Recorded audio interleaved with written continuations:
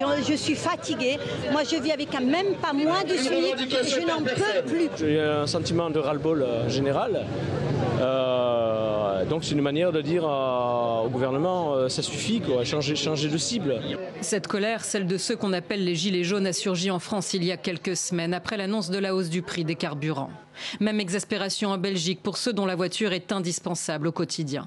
C'est vraiment une goutte d'eau qui a fait déborder un vase qui était déjà très plein. Ce vase est-il celui des inégalités?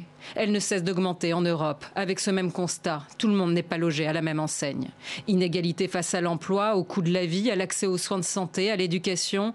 Grèce, Espagne, Portugal ou encore Italie, partout, des voix s'élèvent pour une meilleure répartition des richesses et des efforts. Même en Grande-Bretagne, l'un des champions européens des inégalités. Mais les plus mal lotis du monde occidental, ce sont les Américains. Aujourd'hui, les plus riches le sont 2 fois plus qu'il y a 40 ans, alors que la classe moyenne est la grande perdante de la croissance de la première puissance économique mondiale. En Russie, en Inde ou en Chine, si l'extrême pauvreté recule, les inégalités là aussi s'amplifient. Mais encore loin devant le Moyen-Orient, le Brésil et l'Afrique subsaharienne. Seul rempart à l'explosion des inégalités, selon vous, Lucas Chancel, les politiques publiques, comme celles conduites en Europe. L'Europe a davantage réussi à protéger les classes moyennes, les classes populaires, via des investissements plus forts dans l'accès à l'éducation gratuite, l'accès à la santé. On a un système de santé qui est, avec tous ces problèmes, toutes ces limites en France, mais qui est beaucoup plus moderne qu'aux États-Unis.